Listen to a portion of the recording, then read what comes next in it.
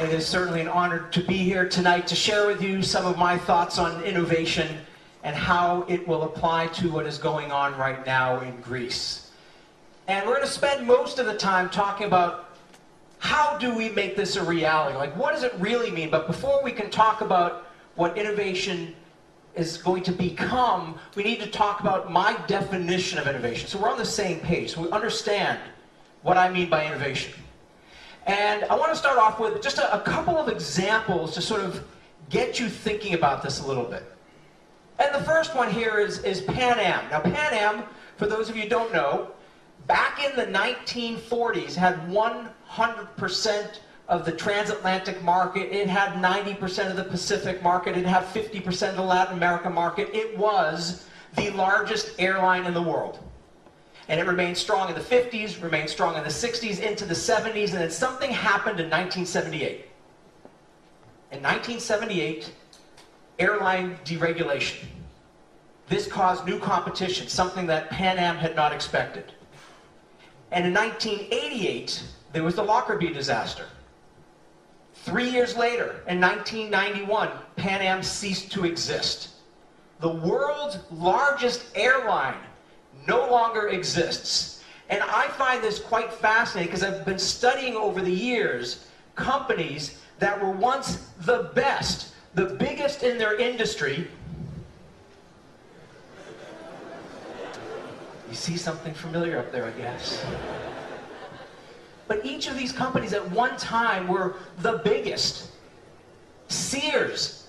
In the 1960s, Sears was 1% of the US gross national product. It was the world's largest retailer. They've had a rapid decline, and they're on their way out. Howard Johnson's was the world's largest food provider. They were larger than Burger King, KFC, and McDonald's combined, yet they're completely gone. Kodak invented the digital camera, yet it's the digital camera that's putting them out of business. And there's a long list of companies that could end up on here. And so when I think about what innovation means, it really is just making sure that you don't end up on this list. How do you stay relevant? That to me is the key. It is relevancy. How do you stay relevant in the eyes of the customer, the eyes of your consumer, the eyes of your buyers? Because if you don't stay relevant, someone else will put you out of business. And so it really is about adaptability, and it is about speed. And I've had the great honor of living in England for several years. I lived there for 5 years, and while I was there, I worked for a Formula One race car team. Let me just tell you a little bit about speed, because if you want to know about speed, it is Formula One.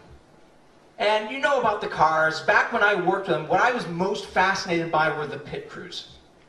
And I would study how they work, and we would look at how they could go faster. What could you do to make them go faster? So back when I was working them, which was sort of the late 90s, early 2000s, in Formula One you had 20 guys around a car. And you had some of them who were fueling the car, some of them were changing the tires, some of them were doing maintenance, some of them were working the lollipop and the jacks. And so what you'd do is you'd sit there with a stopwatch and you would time them. And you would see how fast they could go. And you would do this over and over and over again, hundreds of times, until there was a point that no matter what you did, no matter how hard you tried, the pit crew could not go any faster. This was it. So we thought this was going to be the fastest they could go. Couldn't go any faster. So they decided to try an experiment. And they told the pit crew members, this time we're not going to measure your speed. You want to go fast, but we're actually interested in your style.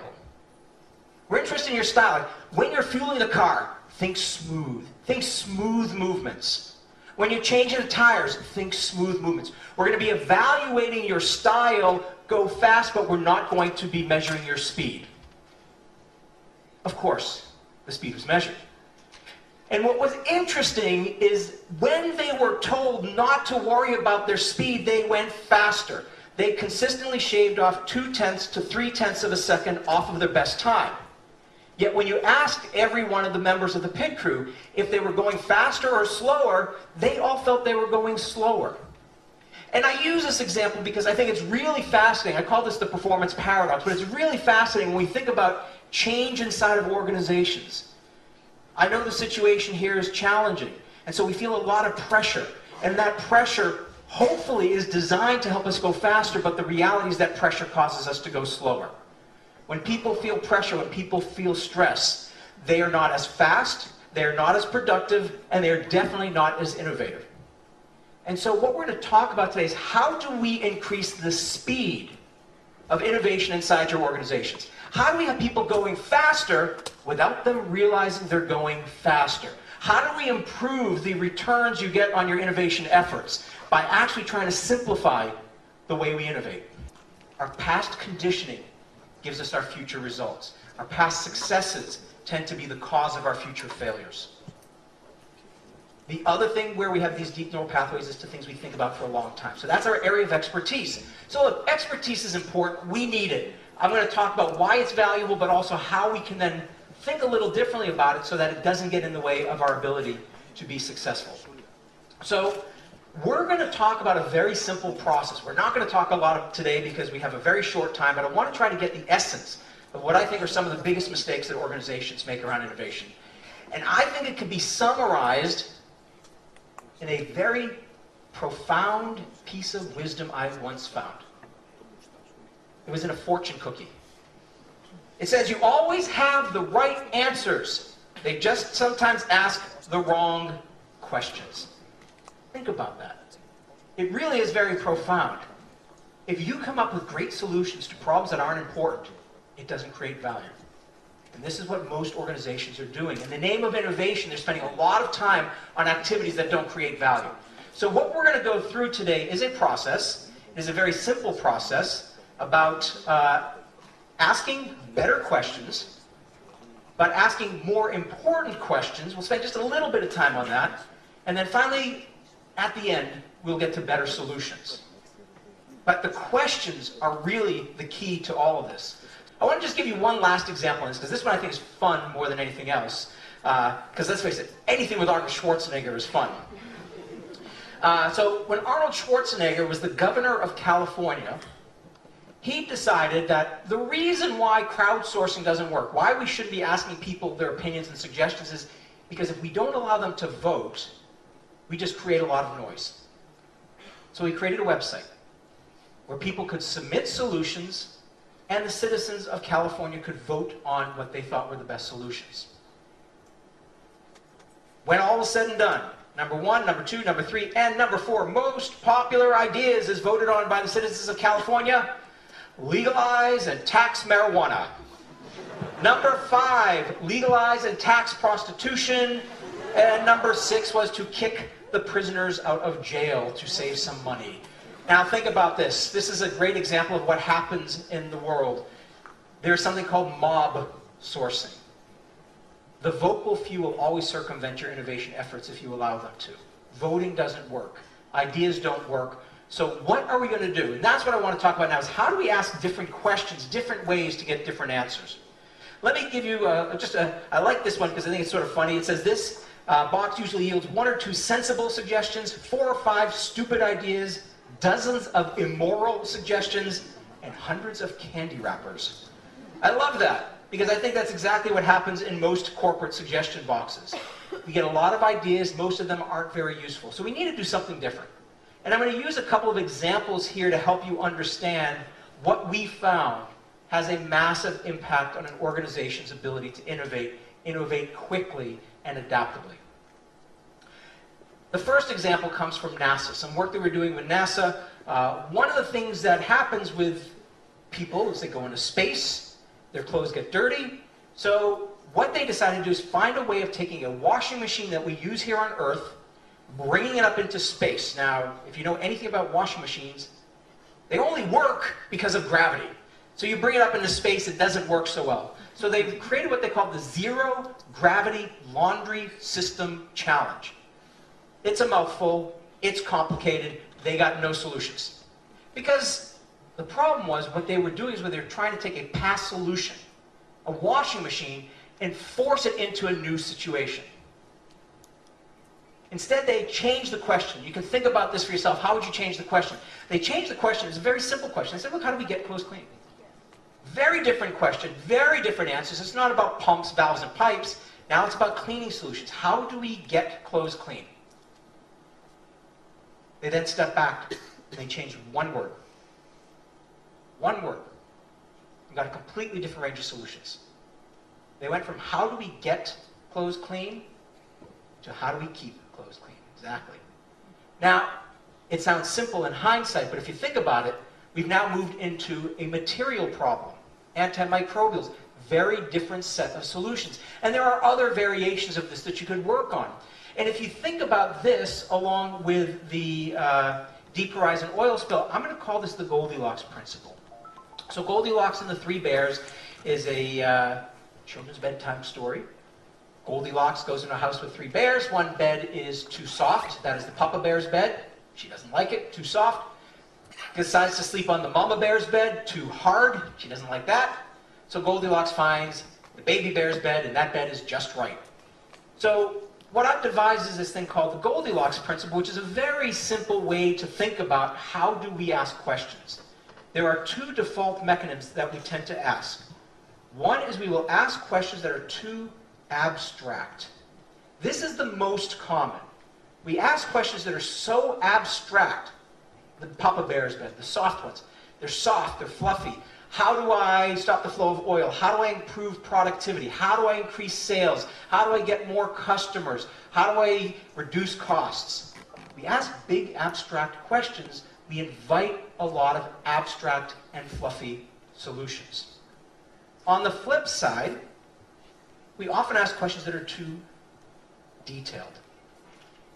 This is the NASA example. Our past thoughts on a product, or past thoughts on an innovation or problem creep into the future. I want to get things clean, therefore I should have it look like a washing machine. But this limits our thinking, because a lot of times when we ask questions, they're either just solutions masquerading as questions, or they are very narrowly defined to the point where there is no innovation. So what we want to do, as you probably guessed, is ask questions that are just right. And I'm going to give you 3 examples of how changing the question, using this principle, changed the answer in a profound way. The first one is some work we did in the UK. This was for a government. The government wanted to be able to improve the education system. Now think about the education system. And the Goldilocks principle, where does that fall? Is that too abstract or too detailed? Too abstract. Think about it. The number of components in the education system are massive. You have teachers, teachers' pay, classroom size, curriculum, infrastructure, technology, transportation, nutrition. There's a long, long, long, long list of things that impact the education system. So when we were working on this, we realized that's not the problem. We will never solve that problem. Too complicated. So what we realized is that really at the end of the day, we're not trying to improve the education system, we're trying to improve the child's learning. That's why we have an education system. So we asked the question, how do we improve a child's learning? And we went to the research, we talked to researchers, and we found that there is actually scientifically proven one factor that has the greatest influence on a child's learning more than anything else. Does anybody know what that factor might be?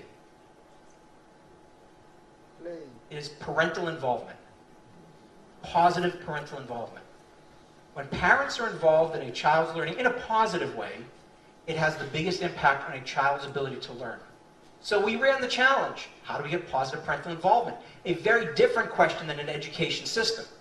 And we found a solution in Bogota, Colombia, with 100% parental involvement. There's a school in Bogota, Colombia, that has been doing something that is so creative. We would have never found it if we didn't change the question. But by changing the question, we found the school, and that solution is now being implemented and rolled out into other locations. So changing that question led us down a completely different path. I love this one. Not so much when my jacket's off, but... So a buddy of mine works for one of the largest online men's websites, and they were curious.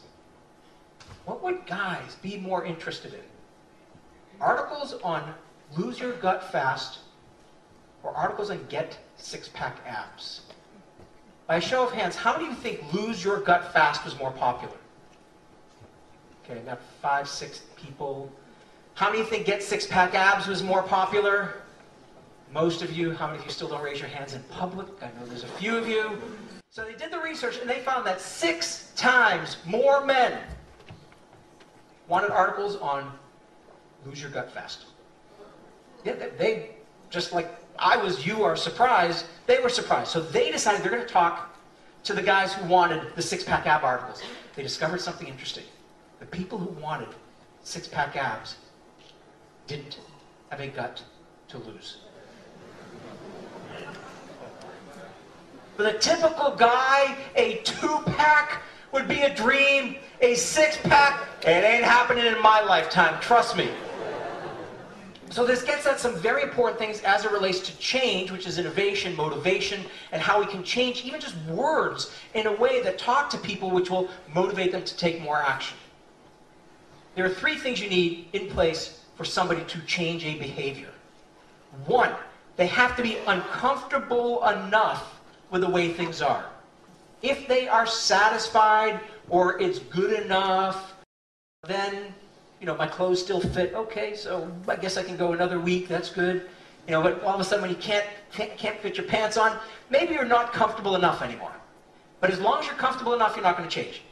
But once you're uncomfortable, you're willing to change, then you have to be able to envision a better future. Who do I want to look like? What do I want to be? What do I want out of life?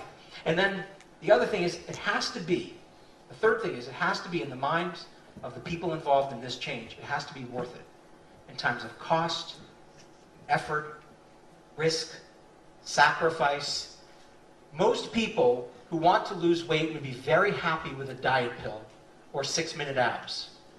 They don't want to have to spend years to do what might be the right thing, because to get from where they are to that future state is complicated. So when you think about your customers, or if you think about even employees and you want people to change, you need to make the change easy for them. So my biggest client is a major hotel chain. I've done work with them for years now.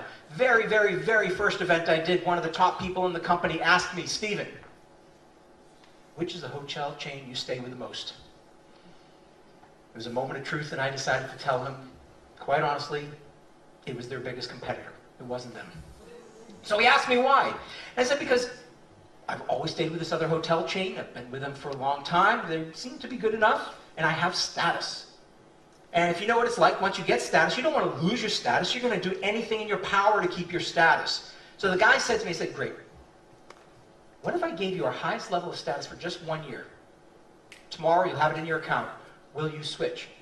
He made it easy for me to switch. The barrier to my change was my status. He eliminated that barrier, and now I stay with that hotel chain. The other thing which we have ability to change is how people's level of comfort is. I was happy enough with the other hotel chain, but he made the transition easy. But sometimes we can create the pain. And I'm just going to give you a very simple example here.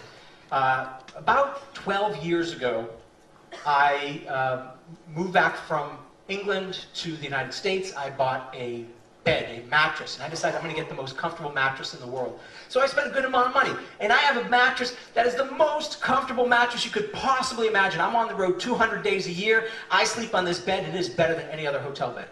Definitely. So when I listen to a mattress commercial that says, buy our mattress, get the best night's sleep, do you think I'm going to change? Not a chance. Then one day, I turned on the television and I saw this ad. Did you know you should replace your mattress at least every 8 years? Why? It's simple. Even though your 8-year-old mattress may look okay, doesn't mean it is. You see, in 8 years, it practically doubles in weight from sweat, dead skin, and millions of dust mites. And who wants to sleep on that? Yuck. Just check your mattress tag. If it's over 8, it's time to replace it. All right, so what do you think had me buying a new mattress? Best night's sleep or millions of dust mites? So I was doing an event in a theater, actually pretty similar to this, but these seats look pretty nice. So I'm going to say what I said, because this was a theater which was a lot older, looked like it needed another round of renovations, and I said to the audience during my speech, I said, if my mattress weighs twice its original weight after only 8 years, can you imagine what's going on in the seats in this theater? And we had 20 people scream at the top of their lungs and run out there. We can create a threat for people. And when it comes to innovation, when it comes to the wording of our innovations, one of the things that we know is that when we have when we have challenges that are worded as threats, if we don't do this, something bad will happen. Or something which eliminates a pain that they currently have or a pain they might have, this will drive action. When we define them as opportunities, it allows us to have creativity. But different words are going to drive different behaviors. And here's what I want you to start seeing with all this. I'm only going to give you one more example here, but I just want you to start seeing is changing the question changes behaviors. It's that simple. We can change how do we get clothes clean to how do we keep clothes clean. It will change the range of solutions. We can change the language to change the motivation. So the questions we ask have a profound impact on the range of solutions. I'm going to give you the last example, my favorite example. This is my favorite just because I travel all the time. And if you're like me, if you have a long trip, one of the things after a long trip, last thing you want to do is have to wait for your bags.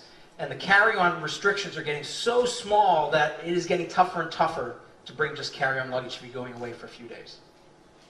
So this is one of the airports in the United States. They asked the passengers, what's your biggest complaint? Not surprisingly, they heard it was baggage claim. They were not surprised, so they went to the task of trying to figure out what's going on. And they studied the baggage claim process, and they decided they will speed up the bags. They'll speed up the bags. And so what they do is they looked at it and said, well, how long does it take from the bags to get from the plane to the baggage carousel? And it took, on average, 15 to 20 minutes. 15 to 20 minutes to get from the plane to the baggage carousel. So they decided to speed up the bags with faster conveyor belts, newer technology, more baggage handlers. They got it from 15 to 20 minutes down to 8 to 10 minutes. Awesome. That's a big improvement. Any of you in your company who can improve something to that degree, cutting it in half, would be very satisfied. And were the passengers satisfied? They asked the passengers, are you happy now? And what do you think they heard? Not a chance. Not a chance.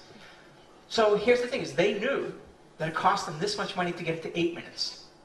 It was going to cost them way too much money to get it to 7 minutes, 6 minutes, or 5 minutes. And then they had an epiphany. They had an aha moment. It took 8 to 10 minutes for the bags to get from the plane to the baggage carousel, but at this particular airport, it only took the passengers 1 to 3 minutes to get from the plane to the baggage carousel. So what do you think they did? Instead of speeding up the bags, they slowed down the passengers. They literally reconfigured the airport so that it would take, on average, 8 to 10 minutes to get from the plane to the baggage carousel. Guess what? A great sales opportunity, because these are stores. And then the passengers get to the baggage claim, their bags are there, and they ask the passengers, are you happy now? And they were ecstatic. Here's the problem. They were asking the wrong problem. They thought speeding up the bags was the same as reducing wait time. They sound the same. They feel the same. They're not the same. Because wait time is made up of the speed of the bags and the speed of the passengers. Here's what I want you to get. If you spend your entire life trying to speed up the bags, you will never think to slow down the passengers. And I guarantee you that most of the problems you're working on, most of the innovations you're working on, you're looking at it one way. I'm not saying think broader. I'm saying just look in a different place. You have to ask a different question. I love this quote that is attributed to Einstein. He reputedly said, if I had an hour to save the world, I would spend 59 minutes defining the problem, 1 minute finding solutions. 59 minutes defining the problem, 1 minute finding solutions. From my experience, most organizations are running around spending 60 minutes on problems that don't matter. So this is the opportunity. We always talk about, don't bring me problems, bring me solutions. Bad advice. I don't want solutions. I want questions, better questions, more important questions. Questions where someone actually took the time to understand what's really going on and understands what's going to drive value. The other thing we hear, we talked about this earlier, is thinking outside the box. I actually think when it comes to innovation, this cat has some really good advice. The cat saying, I don't care what anyone else says, I do my best thinking inside the box. And this to me is what it's all about. Don't think outside the box, find a better box. Don't think outside the box, find a better box. The issue is not the expansiveness of your thinking, you're looking in the wrong place. So we talked about sort of asking better questions. What I want to do is just sort of move forward very quickly into asking more important questions. We're only going to talk about this for a couple minutes, but I think this is very useful. And I want to just use one example just to get your brain going. See, more important questions means that it helps your organization stand out in the market. You can't be the best at everything. You can only be best at a few things. So you want to make sure you're solving problems that can help you be what you need to be best at. And then we could talk about this for a long time, but I want to just give you a couple of examples here that illustrate sometimes what happens when our past moves into our future. And I want you to think for a moment. I want you for a moment to just imagine that you work for UPS. If you were UPS, what do you think would be your biggest concern? What do you think, a competitor or something else, what do you think is going to be the biggest threat to UPS that when it comes to innovation they should be spending their time on? Any thoughts? So I heard like something about delivery. I mean, look, you can deliver with drones. You can have a new delivery company. Amazon.com, at least in the United States, is now creating their own supply chain to compete with UPS, the UPSs of the world. So we've got, things which might have new competition. But here is what's fascinating. UPS is not worried about the competition. They're worried about something fundamentally different. 3D printing. Now think about this, 3D printing. It's, sort of in its infancy right now. But what they realize is that if you could actually just send a blueprint through email to someone and they can print it, you don't have to ship it. This water bottle, I don't have to get that made somewhere, filled up somewhere, and shipped to me. I'll just print it off in my basement or print it off nearby. So UPS has now created inside of their stores 3D printers. And you can see these really cute things. And that might be a whistle. That's a money clip. You got a nice little plastic wrench there. Drawing of a house. So these are cute little things. UPS stores now, not all of them, many of them, you can 3D print things. Now you look at this and you say, yeah, that's cute. I want to show you something that was just announced last month that shows you the current state of 3D printing. This is a fully 3D printed working motorcycle. Imagine you want a motorcycle. You don't have to go to a motorcycle shop. They will email you a blueprint, and if you had a sophisticated enough printer, you could actually print it in your basement. This is where we are today. Imagine where we're going to be in just a few years. So I want you to just start to understand that your past success could lead to your future failure if you look at the current state of the market. If you look at your current customers, millennials, they're going to be a big threat. Changing demographics are going to be a big threat to every industry, not just as employees, but as customers. Their buying behaviors are different. Technologies, we know Uber. Taxi companies probably weren't thinking much about Uber too long ago, and then a company that's not a transportation company, at least in the United States right now, is putting them out of business. 30% of the market is now on Uber, and it is growing rapidly, quickly. So look outside your industry. Look to the threats that are going to disrupt you. These are the types of questions that you need to be focusing on. So more important questions means it helps you differentiate, it helps you stay ahead of people. I always say you want to innovate where you differentiate. You can't be the best at everything. Not all opportunities are equal. And in your organization, if you try to chase every single opportunity, you'll get a very low return on your efforts. So we want to try to speed things up. And the way we do that is by focusing on what is critical to the organization. The last part, we're going to just spend maybe about 15 minutes on this because I love this, and I'm going to start off with an example, which is from the toothpaste industry. So the toothpaste industry, if you go into a supermarket and you look in the toothpaste section, one of the things you'll notice is that all toothpaste, for the most part these days, claims to whiten teeth. And the way that they whiten teeth is either with an abrasive or bleach. So they decided that they wanted to create a new kind of toothpaste. A company in the UK and in England decided they wanted to create a new kind of toothpaste that didn't use abrasives or bleach, yet whiten teeth. So think about the problem they were trying to solve. The problem they were trying to solve is how do we, the experts, remember expertise is the enemy of innovation, how do we, the experts, try to make a toothpaste that whitens teeth without abrasives or bleach? They spent a ton of money, ton of time, got nowhere with it, and then they asked a different question. The question they asked was, instead of trying to figure out how do we solve this problem, who else has solved a similar problem? And this is actually, even though it's a simple question, is a profound question in terms of speed of change. I want you to assume that someone else has solved every single problem you're working on, but you haven't framed the question the right way to be able to find it. So in this situation, what they decided to do is they asked the question, instead of asking, how do we make teeth whiter, they asked, who else makes whites whiter without using bleach? And the answer is laundry detergent. Yes, laundry detergent. As it turns out, Unilever, the company that was working on this problem, had a dental care division and a laundry detergent division. In the history of the company, the two never spoke to one another. They thought this would be a good time. So they go over and they ask them, they said, hey, when you're not using bleach, how do you make whites whiter?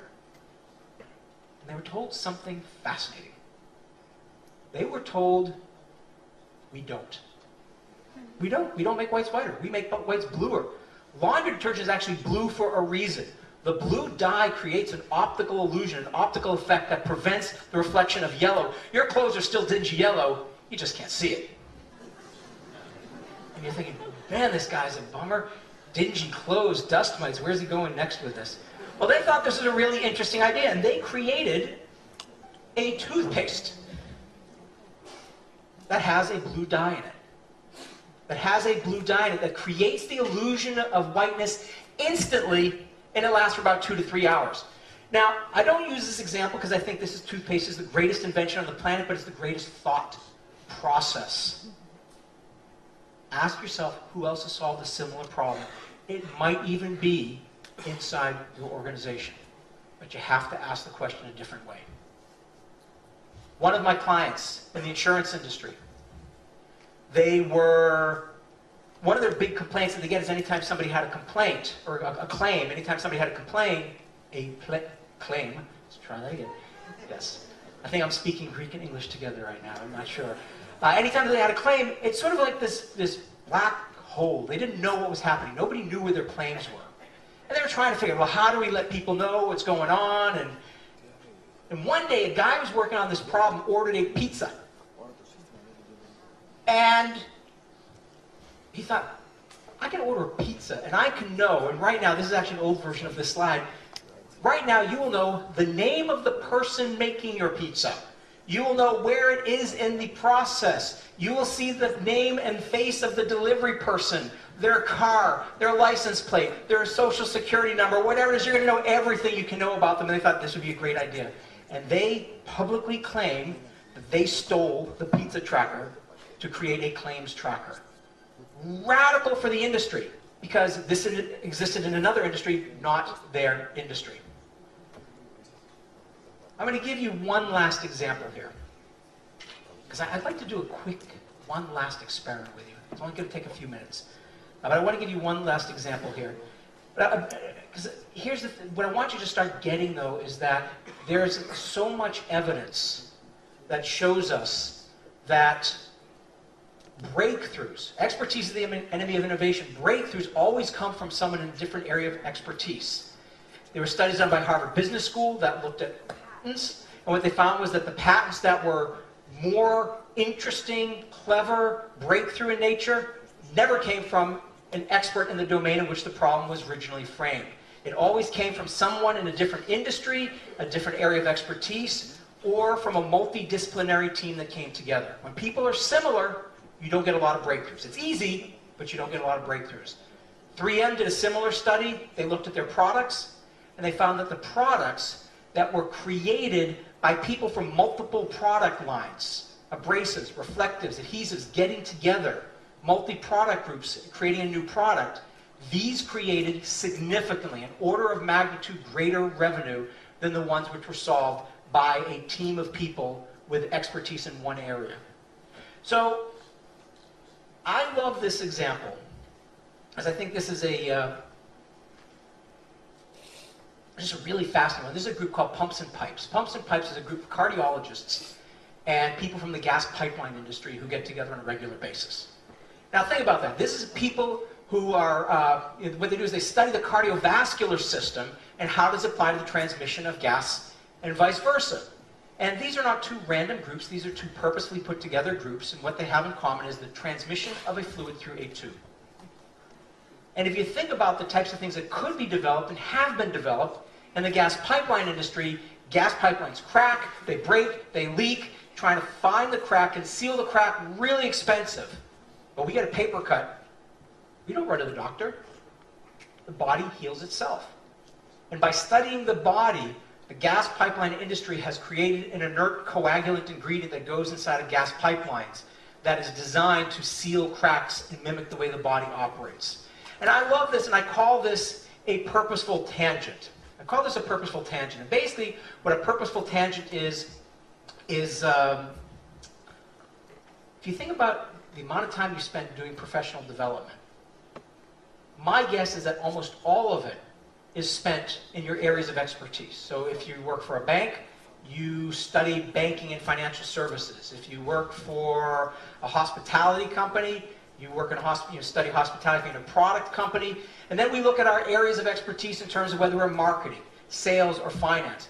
I bet you 100% of your professional development time is spent with people who are similar to you on topics that are close to what you do.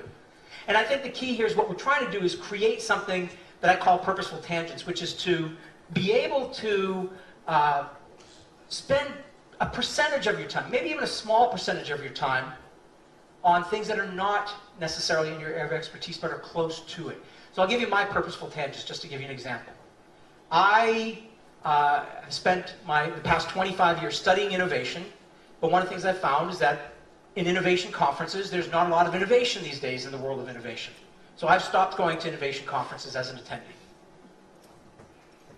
But what I've studied is, like I told you, studied Formula One race car teams and sports performance and understood how they perform at high levels. Psychology, which is all about motivation. Neuroscience in the brain, I love studying that. And my latest endeavor, my latest purposeful tangent has been magic.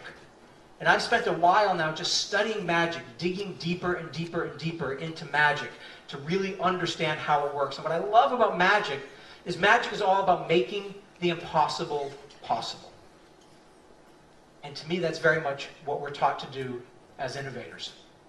And so to pull it all together, basically we have three things that we're talking about here. One is that we want to ask the right questions. We want to ask questions that are framed differently. Don't think outside the box, find a better box. Asking for ideas is a bad idea. The Einstein quote, 59 minutes to find the problem, 1 minute finding solutions. So we want to recognize that our brain is our enemy when it comes to identifying the challenges, because we're not necessarily going to even focus on the most important challenges, which is innovate where you differentiate. More important challenges, focus on what matters most. And finally, the breakthroughs. Expertise is the enemy of innovation. Therefore, find someone else who solved a similar problem. Use purposeful tangents. Make the impossible possible. Don't trust your brain on any of this. It's going to try to fool you. Your brain probably convinced you that I was drinking water all night, but actually I wasn't drinking water because I was never drinking out of a cup. So don't believe what your brain tells you. And to me, innovation is just like magic, because to me it's all about making the impossible possible. And I encourage each of you to go out and make the impossible possible in your organizations, because I think it's a lot of fun. I thank you for your time, and I'll be sticking around later on to ask questions.